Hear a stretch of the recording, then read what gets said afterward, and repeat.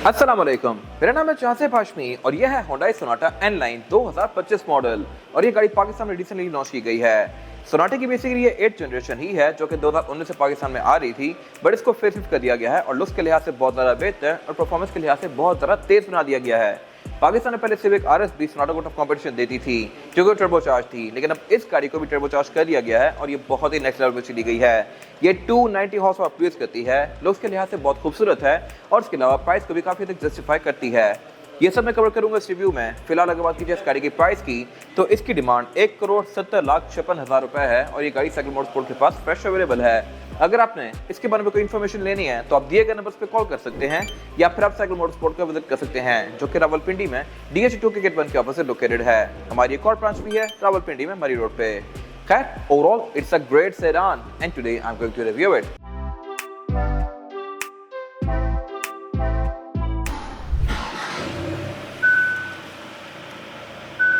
Let's start with the exterior of this car. Looks के लिहाज से ये गाड़ी एक ऑल टुगेदर नई जनरेशन लगती है क्योंकि इसमें सब कुछ बहुत सारा डिफरेंट कर दिया गया है कंपेयर टू पहले वाली कार, लेकिन ये पुरानी जनरेशन ही है, जस्ट फेसलिफ्ट की गई है और यहाँ पे वो सारी चीजें शॉर्टकमिंग्स पूरी कर दी गई हैं जो कि पिछली सोनाटा में थी। इस तरह से कि ये गाड़ी अब लुक्स के लिहाज से काफी अग्रेसिव कर दी गई है, टायर्स में बेहतर कर दिए गए हैं, परफॉर्मेंस बेहतर कर दी गई है, इंटीरियर भी काफी रिफाइन कर दिया गया है आज के टेक्नोलॉजी के लिहाज से। फिलहाल अगर बात की जाए इस गाड़ी के फ्रंट एंड की तो ये काफी हद तक BMW से इंस्पायर्ड है क्योंकि BM की मोस्टली कार्स के अंदर हेडलाइट्स इस तरह नीचे अलग से आती होती हैं। इसकी हेडलाइट्स लिटरली लगता है कि i7 की सीधी कॉपी कर दी गई हैं। वैसे ही इसमें 2 प्रोजेक्शन लैंप हैं, सेम वैसे ही कट आउट हैं और इसके अलावा नई वाली क्राउन की तरह की DRL इसके फ्रंट पे दे दी गई है। तो बेसिकली ये क्राउन और i7 का मिक्स एंड मैच है, बट लग्जरी के लिहाज से, लुक्स के लिहाज से ये बहुत जबरदस्त लग रही है।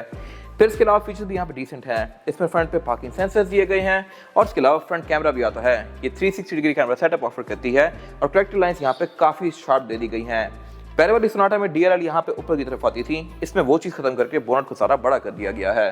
फिर इसके अलावा और भी इसमें बहुत सारे फीचर्स हैं जो कि मैं कवर करूंगा आगे जाके। और अगर बात की जाए इस गाड़ी की साइड प्रोफाइल की तो यहाँ भी ये गाड़ी बहुत अग्रेसिव है, लुक्स के लिहाज से सब चीज़ें यहाँ पे रिफाइन की गई हैं, बेशक वो रिम्स हो, साइड मिरर हो, साइड हो, जो मर्जी हो। फिलहाल अगर बात कीजिए साइड मिरर की तो ये साइड मिरर ग्लॉस ब्लैक ही आता है इररिस्पेक्टिव ऑफ कलर। N-Line में जो मर्जी कलर है ये ब्लैक होगा और इसके अलावा फीचर्स के लिहाज से भी ज़्यादा इक्विप्ड है पहले से। इस तरह से कि नीचे यहाँ पे अब कैमरा भी दे दिया गया है जो कि आपको इसकी साइड का व्यू देगा। फिर साइड मिरर में ब्लाइंड स्पॉट मॉनिटर भी है, ये रिट्रैक्टेबल भी है और एडजस्टेबल भी ऑब्वियसली। रिम इसमें 19 इंचेस के हैं, ये साइज प्राडो TXL में आता है, बट अब इतनी गाड़ियों में भी ये चीज़ आने लग गई है। फिर N-Line में यहाँ पे एक ये फेक एयरवेंट दिया गया है जो कि लुक्स को बेहतर बना रहा है और इसमें भी इंडिकेटर दिया गया है। और बाकी पार्किंग सेंस भी ये गाड़ी अब मर्सिडीज वगैरह की तरह यहाँ साइड से ऑफर करती है, तो ये आपको साइड के ऑब्स्टिकल भी इंडिकेट करेगी। और अगर बात की जाए इस गाड़ी की एब्सोल्यूट साइड प्रोफाइल की तो यहाँ भी ये काफी अग्रेसिव है क्योंकि कट लाइंस यहाँ पे काफी शार्प दी गई है और इसकी जो ये नीचे साइड स्कर्ट होती है ये भी बॉडी से थोड़ी बाहर निकाल दी गई है स्पोर्टियर कार्स की तरह। फिर इसके अलावा इसमें डोर हैंडल्स भी आधे ग्लॉस ब्लैक हैं और इसके अलावा इसमें स्मार्ट एंट्री भी आती है। फिर इसकी जो ओवरऑल करेक्टर लाइंस हैं ये काफ़ी हद तक पहले वाली सोनाटा जैसे ही हैं और इसके अलावा इस गाड़ी में भी पैनोरामिक रूफ है जो कि ओपन होकर इस गाड़ी को बहुत एग्रेसिव लुक देती है। ग्राउंड क्लियरेंस के लिहाज से भी ऑब्वियसली ये गाड़ी अच्छी है क्योंकि इसमें रिम्स 19 इंचेस के हैं और इसके अलावा टायर भी इस गाड़ी में कॉन्टिनेंटल के हैं। एग्जैक्ट साइज वगैरह मैं कवर करूंगा आगे जाके। और अगर बात की जाए इस वाले एंड की तो यहाँ पे आगे करेक्टर लाइंस बहुत सारा शार्प हो जाती हैं।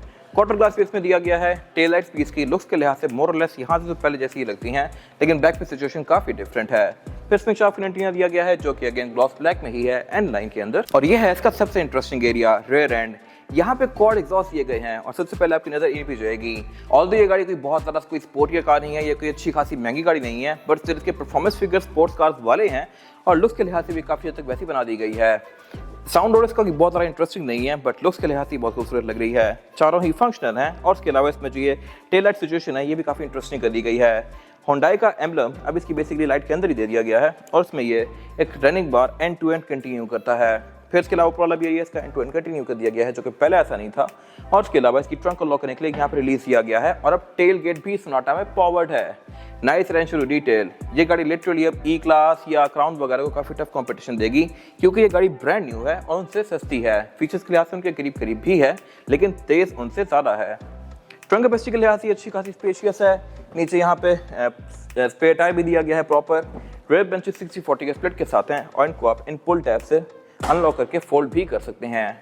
ट्रंक के अंदर प्रॉपर इंसुलेशन दी गई है, बट पावर्ड वाला फीचर एक बड़ी ज़बरदस्त चीज़ है इवन ई क्लास में भी ये ऑप्शनल होता है। और अगर बात की जाए इस गाड़ी के इंटीरियर की, तो ये भी पहले से बहुत सारा इम्प्रूव्ड है, क्योंकि इसकी जो मल्टीमीडिया वाली सिचुएशन है ये सेम टू सेम i7 या i4 से कॉपी की गई है। मैंने कुछ टाइम पहले i4 का रिव्यू किया था, वो आप जाके मेरे पेज पे देख सकते हैं। सेम उसका पैनल ऐसा ही है।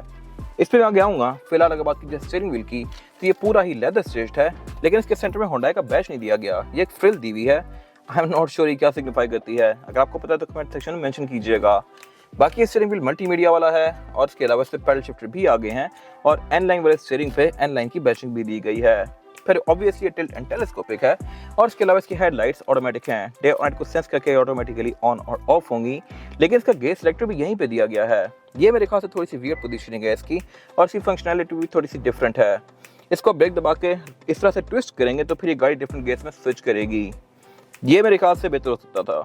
बाकी इसके अलावा अगर बात की जाए मीटर की, तो ये पूरी ही स्क्रीन है और आप इसकी थीम्स को भी चेंज कर सकते हैं। ये आपको ट्रेस, एवरेज किलोमीटर पर लीटर, आउटसाइड टेम्परेचर, गाड़ी की स्टैट्स, ये सब शो करवाएगी। और अगर बात की जाए मल्टीमीडिया की, तो उसमें Bluetooth, aux, navigation, USB, Android Auto, Apple CarPlay, ये सब तो है ही, लेकिन यहाँ पे जो चीज़ इम्प्रूव्ड है वो है इसका साउंड सिस्टम।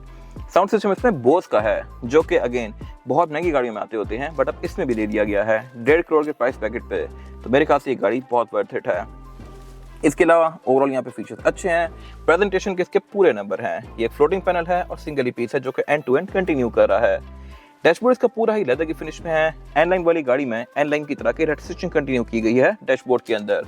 और फिर ये गाड़ी हेड्स अप डिस्प्ले भी ऑफर करती है। ये भी पहले वाली सोनाटा से ज़्यादा इम्प्रूव्ड है, क्योंकि इसमें ये गाड़ी आपको लेन वगैरह भी शो कराएगी। फिर इसके अलावा नीचे यहाँ पे इसकी एम्बिएंट लाइटिंग कंटिन्यू करती है, सेम वैसे ही जैसा कि मर्सिडीज वगैरह में आती हैं। इसके आप कलर्स को चेंज कर सकते हैं। और फिर एन लाइन वाली गाड़ी में ये सारी जो फ्रिल है ये कार्बन फाइबर की ट्रिम में है। फिर इसके अलावा एयर वेंट्स नॉर्मल से दिए गए हैं, लेकिन उनके बीच की जो स्ट्रिप है ये भी रेड दी गई है, जो कि एन लाइन को सिग्निफाई करती है।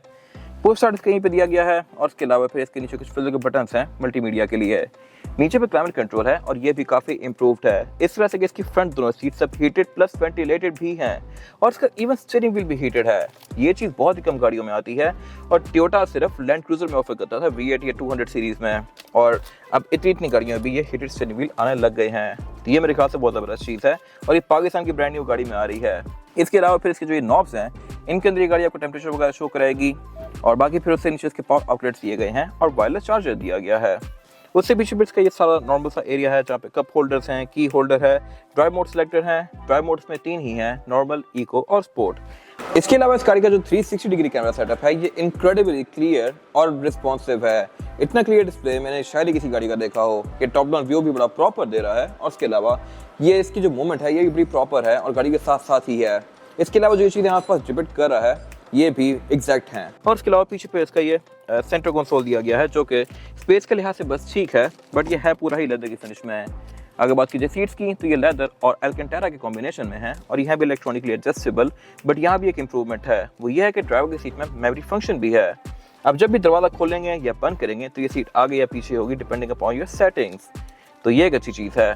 फिर डोर्स में स्पीकर्स दिए गए हैं, ट्विटर्स दिए गए हैं, सब पे बोस की बैजिंग है। और अगर बात की जाए विंडोज की, तो ये चारों ही सिंगल टैप वाली हैं। साइड में रिट्रैक्टेबल हैं। पार्किंग ब्रेक इसकी अभी भी राइट पे ही आती है और इसके अलावा वैनिटी मिरर्स में ड्राइवर और पैसेंजर दोनों के लिए दिए गए हैं विद अ लाइट, जिसको आप मैनुअली ऑन करेंगे।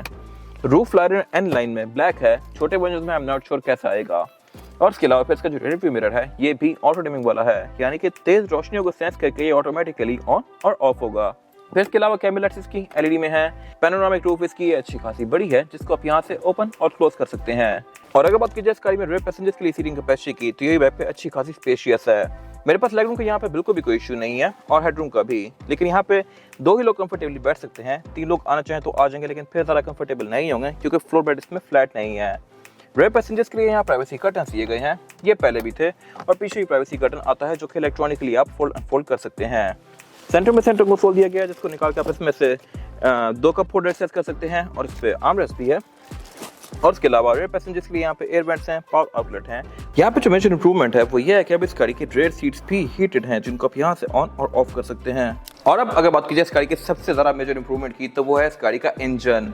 ये इंजन 25 सीसी है, लेकिन अब टर्बो चार्ज है और ये गाड़ी 290 हॉर्स पावर प्रोड्यूस करती है, जो कि बहुत ज़बरदस्त बॉडी साइज के लिहाज से पाकिस्तान में नई ऑफ रोड वाली मेरे ख्याल से ये सबसे पावरफुल गाड़ी है और इस कैटेगरी में तो आई एम श्योर कि ये सबसे पावरफुल गाड़ी है। अब से कार इसके करीब भी नहीं आएगी। और ये गाड़ी 0 to 100 भी अंडर 6 सेकंड्स करती है, जो कि बहुत ज़बरदस्त फिगर है बॉडी साइज के लिहाज से। ट्रांसमिशन इसमें ऑटोमेटिक ही ऑफर होती है। बोनट के अंदर की इंसुलेशन भी अब इसकी बड़ी प्रॉपर कर दी गई है और इसके अलावा ये बोनट अब हाइड्रोलिक से ओपन होता है। यहाँ भी प्रॉपर इंसुलेशन दी गई है। और अगर बात कीजिए एवरेज की, तो ये गाड़ी आपको 10 से 12 तक की दे सकती है, डिपेंडिंग अपॉन ड्राइविंग पैटर्न। ये क्योंकि टर्बो चार्ज है, तो अगर आप इसको बहुत ज़्यादा फ्लोर करेंगे तो इसकी एवरेज कम भी हो सकती है ऑब्वियसली। और बाकी इसमें ABS, traction control, drive modes, EPS, ये सब कुछ आता है। इसके बाद अगर बात कीजिए इसकी टायर साइज की, और टायर साइज ऑफर करती है सोनाटा N9। ये है 245, 40 और 19। ये 19 इंचेस का रिम है, जो कि यूजुअली बड़ी बड़ी SUVs में आता है। फिर इसके अलावा ये N9 है, तो इस पर सेंटर कैप पे N9 की बैजिंग दी गई है। और इसके अलावा टायर ये कॉन्टिनेंटल का है, जो कि अगेन मेरे ख्याल से बहुत अच्छी चीज़ है और आपको ये 50-60 हज़ार किलोमीटर तक एक काफ़ी अच्छी राइड प्रोवाइड करेगा। फिर इसमें ऑल व्हील डिस्क ब्रेक दी गई है। डिस्क ब्रेक का साइज भी इसकी अच्छा खासा बड़ा है और टायर्स के साथ यहाँ पे काफ़ी सारी विंड टनल्स भी दी गई हैं, जैसा कि स्पोर्टियर कार्स में आती हैं। तो मेरे ख्याल से ये गाड़ी हर लिहाज से कंप्लीट पैकेज है। ये था आज का रिव्यू। अगर आपको ये रिव्यू पसंद आया है तो इसको लाइक कीजिए, मेरे चैनल को सब्सक्राइब कीजिए, और अगर आपके पास इस कार से रिलेटेड कोई भी राय है तो उसको कमेंट सेक्शन में शेयर जरूर कीजिएगा, ताकि वो लोग जो ये गाड़ी लेने वाले हैं वो आपकी राय से फायदा उठा सकें। अपना ख्याल रखिएगा। Thank you.